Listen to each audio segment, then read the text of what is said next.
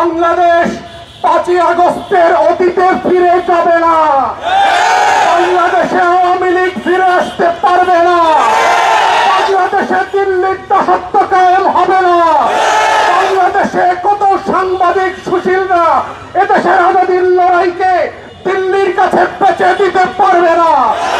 একটা দুইটা বুলেট না, লক্ষ বুলেট দিয়েও এই আজাদীর লড়াই বন্ধ করা যাবে না।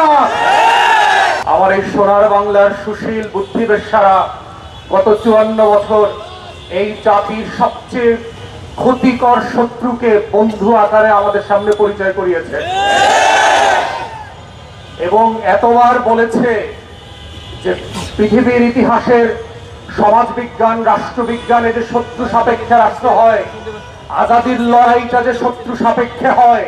প্রত্যেক রাষ্ট্রের নাগরিককে তার সময়ের ঐতিহাসিক পরম্পরার জগৎ শেঠ, উমিচাঁদ, রায়দুল্লভ, লেন্দুক দর্জিদেরকে যে পরিচয় করিয়ে দিতে হয়, জাতির যুবকদের সামনে ঘসিটে বেগম আর মির্জাফরদেরকে প্রতি প্রজন্মের কাছে যেভাবে পরিচয় করিয়ে দিতে হয়, আমাদের দেশের বুদ্ধিবেশারা, গোলাম মিডিয়া এবং রাজনৈতিক দলগুলো দেশের সবচেয়ে ক্ষতিকর এলিমেন্টগুলোকে জাতির তরুণদের সামনে বন্ধ রেখে গত 54টা বছর পেশ করেছে। ডায়ালগ সুবাসিত টয়লেট ক্লিনার, যার পাওয়ার প্লাস ফর্মুলা টয়লেটের কোনায় কোনায় পৌঁছে 99.99% জীবন ধ্বংস করে। রিমার্ক। এবং যেটা করবার মধ্য দিয়ে যেটা হয়েছে, আমার স্বাধীনতা, আমার সার্বভৌমত্ব, আমার জাতীয় স্বার্থ, আমার আত্মমর্যাদা বারবার ভুলুণ্ঠিত হয়েছে। রাজনৈতিক দলগুলো যেভাবে আমার হাসনাত ভাই বলে গেছে, এত পাইনলেস বনলেস হয়েছে ক্ষমতার জন্য।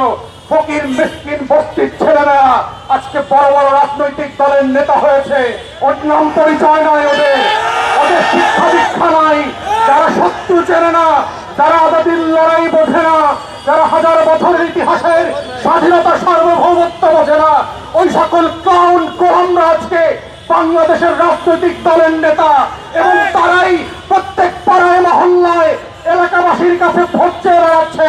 তারা আগামী সংসদ থেকে কিভাবে আজাদীর সাথে বেইমানি করে, গণ অভ্যুত্থানের সাথে বেইমানি করে বাংলাদেশকে আবার নতুন করে দিল্লির কাছে বেচে দেবে, সেই নাটক মঞ্চস্থ চলছে।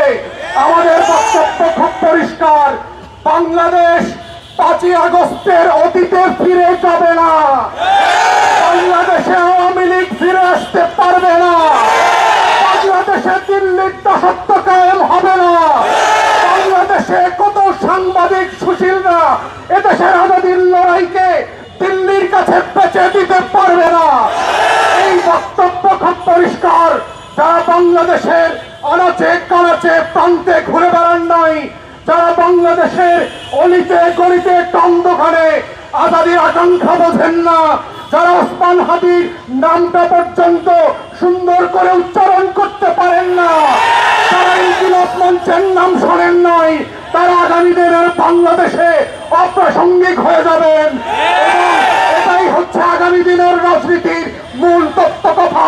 এটাই হচ্ছে আজাদীর বাংলাদেশ, এটাই হচ্ছে বাংলাদেশ 2।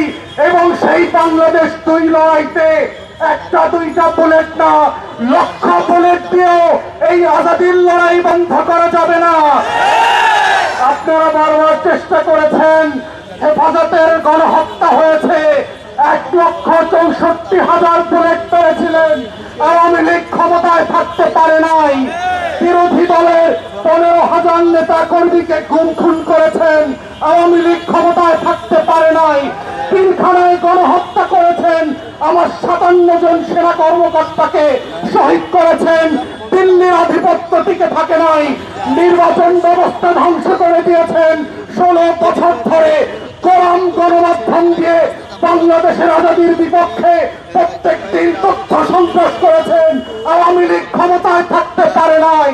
পরিষ্কার বক্তব্য, বাংলাদেশের মাটির রং বোঝেন নাই, আজাদীর রং চেনেন নাই। ওটা আওয়ামী লীগের পতাকার রং না, ওটা লাল সবুজের রং। ওটার জন্য লক্ষ লক্ষ মানুষ জীবন দেওয়ার জন্য যেমন প্রস্তুত আছে, আগামী দিনেও থাকবে। অতএব শত্রুরা সাবধান, লক্ষ্য বলে প্রস্তুত রাখতে পারেন। আমরাও লাল সবুজের পতাকা বুকে পেঁচিয়ে দিয়ে বাংলার আনাচে কানাচে আমার স্বাধীনতা আজাদীর লড়াই লড়াই চালিয়ে যাব।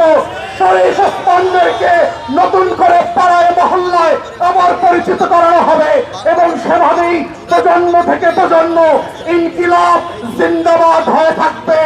ইনকিলাব ইনকিলাব